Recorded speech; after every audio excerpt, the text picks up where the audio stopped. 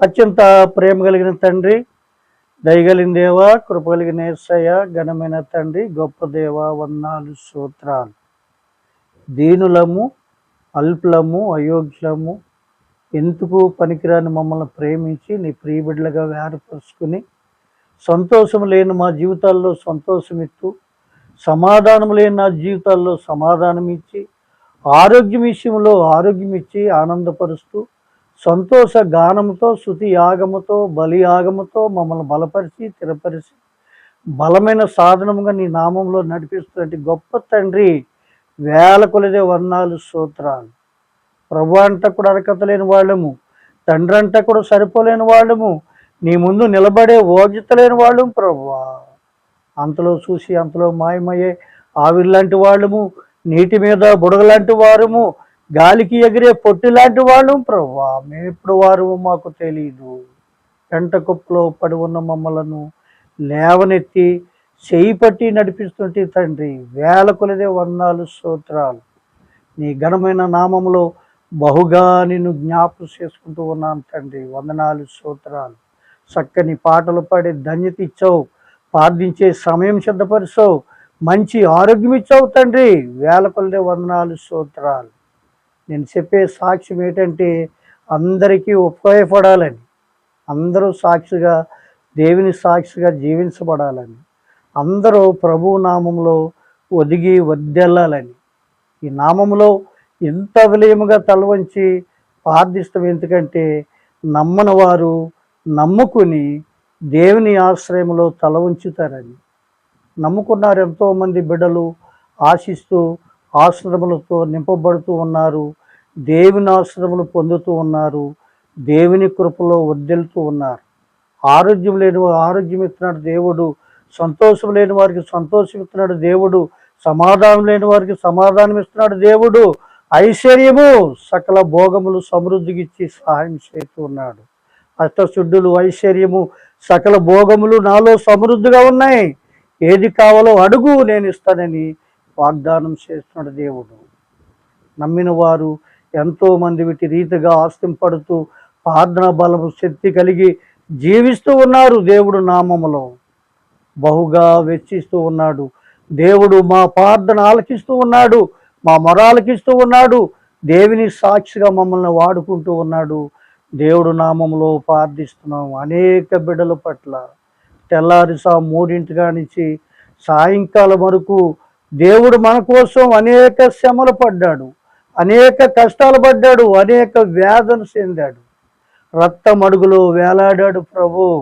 ఆ సిలువు కొయ్యిపై కొండపైన, ఆ సిలువు కొయ్యిపైన వేలాడుతూ రక్తమడుగులు మండుటు ఎండలు దేవుడు విలవిలలాడుతూ, తండ్రి వీరేమి చేస్తున్నా వెరుగుకున్నారు శ్రమించమని దీన ప్రార్థన చేసిన దేవుడు ఈ మానవుల్ని ఎంతగా ప్రేమిస్తున్నాడో, మానవులు వెరుగుకున్నారు, మానవులు వెరుగుకున్నారు, దేవుడిని ఎంతగా మరి చిందిస్తూ ఉన్నారు, ఎంతగా బాధ పెడుతూ ఉన్నారు, ఎంతగా మరి తలదించిస్తూ ఉన్నారంటే మానవులు అంతగా తలదించిస్తూ ఉన్నారు మానవులు.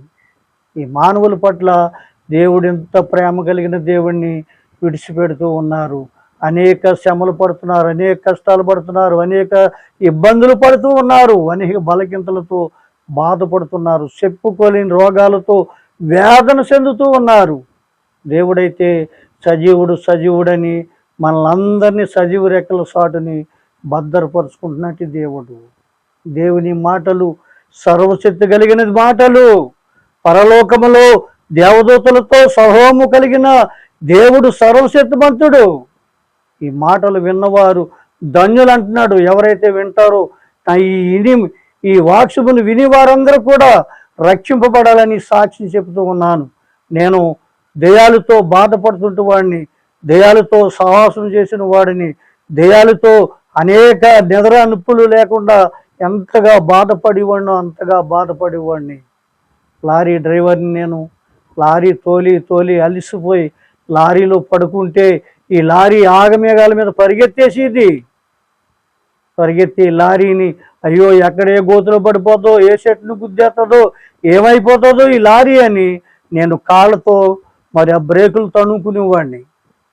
తీరా చూసి తుళ్ళేడు పళ్ళెగితే ఏమీ ఉండేది కాదు. ఎక్కడ లారీ అక్కడే ఉండేది, నేను ఎక్కడ ఉన్నాను అక్కడే ఉండేవాడిని. ఇలా నిద్ర లేదు, సుఖం లేదు, దుఃఖం లేదు, బలహీనత.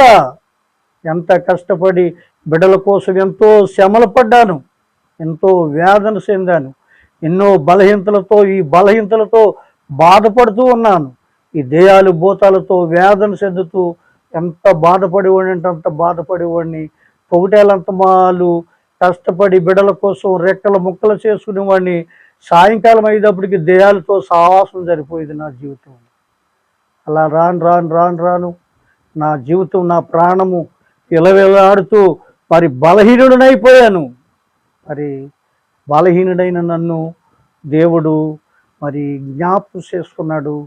ఆ దేవుడు నన్ను దేవుని సన్నిధికి నడిపించాడు. ముదునూరుపాడు పుణ్యస్థలంలోకి నన్ను దేవుడు నడిపించాడు నా భార్య ద్వారా. నా భార్య ముందెళ్ళింది, తర్వాత నన్ను పంపించింది సన్నిధికి. ఇద్దరం కలిసి వెళ్ళాం. ఆ దేవుడు సన్నిధిలో కూర్చుని ప్రార్థన చేసుకునే వాళ్ళం. ఆ దేవుడు ఆ భూతాల్ని, ఆ దెయ్యాల్ని, వాటిలన్నిటినీ కూడా నాలో నుంచి ఎలా విడిపించాడో నాకు తెలియదు. ఈరోజు నా దగ్గరికి రావు ఏది కూడా. గుడ్డేసుకుని రోడ్డు మీద పడుకున్న నా మీద గాలి కాదు, ధూళి కాదు, ఏదీ పడదు. అలాంటి సర్వశక్తిమంతుడు నాకు తోడుగా ఉండి నన్ను నడిపిస్తూ ఉన్నాడు. ఈరోజు ఆరోగ్యవంతుడిగా, ఆయుష్మంతుడిగా ఈ లోకంలో నన్ను నడిపిస్తూ ఉన్నాడు. లేకపోతే ఈ పాటికి నా ఎముక కూడా మట్టి అయిపోవాలి, నా ఎముకలు కూడా మట్టి అయిపోవాలి. అలాంటి నన్ను ఈరోజు సజీవుడని దేవుని సజీవు రెక్కల చోట నన్ను భద్రపరుచుకుని ఇలా అనేక చోట్ల సాక్ష్యం చెప్తూ ప్రార్థనలు చేస్తూ మరి ఓ దేవుని వాక్యమును వినయిస్తూ అందిస్తూ అనేకమైన వారికి ప్రార్థనలు చేస్తూ ఉన్నాను. శుక్రవారము గృహాలు దర్శించి ప్రార్థిస్తున్నాను. ఎవరికి ప్రార్థన చేసినా, అంటే గారు ప్రార్థన చేస్తే మంచిది అనే ఒక దేవుడు